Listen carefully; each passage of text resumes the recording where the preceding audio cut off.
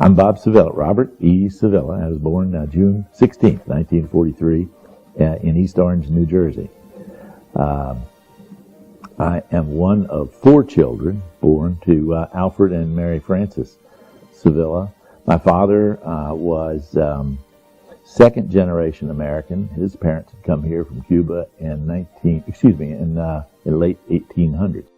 I wasn't the best student in school, but I was a good kid, and I don't know that I had any major disciplinary problems. Occasional tardiness would land me in the office, but I wasn't a back talker, and I didn't cause any real problem for anybody. I actually was pre-med.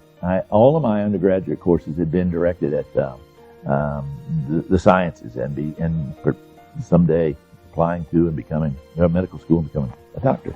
My senior year, I set up some interviews at MCV in Richmond.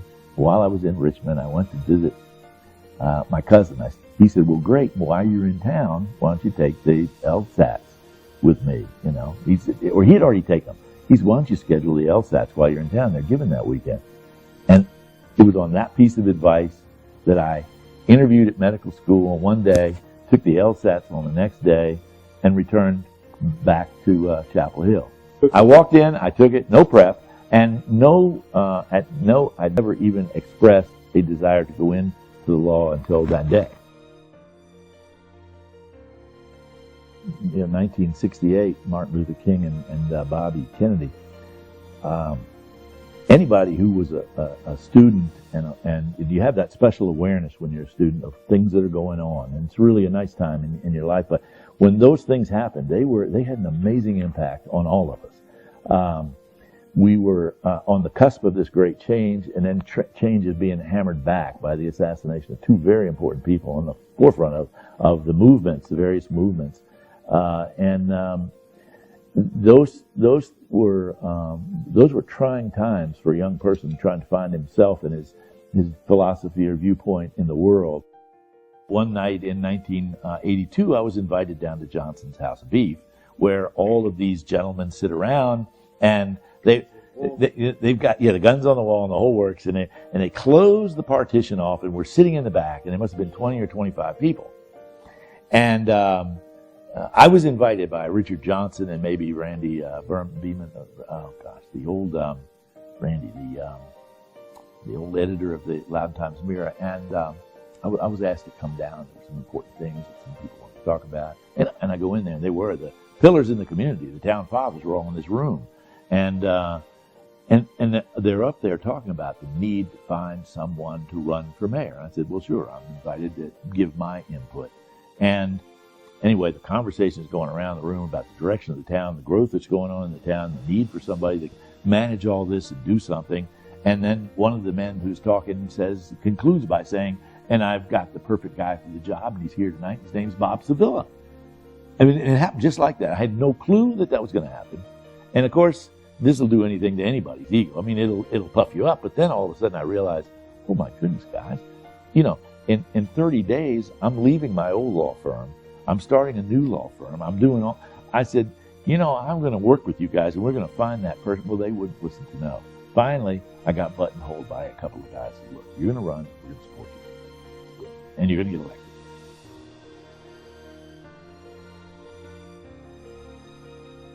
I did get a lot of fulfillment out of it. There were challenges. There were so many challenges, and we used to jokingly say that it was, every decision usually makes a certain number of people pleased and a certain number of people unpleased or displeased, and that's unavoidable. And you do subject yourself and your family to criticism. You're a public person. I don't know where it comes from, but I have a conscience, and I hate my conscience. I mean, it's with me everywhere I go. It's like a shadow, and I fear it. And I heard somebody say once, "I don't mind failure, but I don't want regrets." And I just always thought that was a neat little principle. I don't mind failing as long as I try and do my best, but I don't want regrets that I didn't try or that I tried but didn't do my best. Every time I've done something, whether it's help sponsor a golf tournament or some other event, and it winds up being a monetary success, not for me, but for whatever the charity is that we're working on. That's a feeling that I like. That's a feeling, a fulfilling sort of feeling of achievement or whatever. And so I think part of stewardship is finding a way that you can give back and making sure that one way or the other, in the end, you've made a difference. And that's really the test, the ultimate test. Have you made a difference? Has there been a positive change in other people's lives? A lot of times people ask me why, what instilled in you a sense of right and wrong. And what it was that my mother always told me I was good. I never was told I was bad. I was never told I was a bad boy. I mean, I did some things. I was naughty, and I did things that deserved punishment, and I got punished. And I got spanked. And I got sent to my room, and I lost privileges. But I was never told I was bad. I was always given this sense that I'm good. And I found that if you tell people they're good, they'll be good. If you encourage them to be good, they will do good. And so what I'd like to think is that I've done some good, both within my family and within my community. That's kind of the legacy that I want, that I made a difference, that the things I worked on were worthy, and that I had a positive influence on them.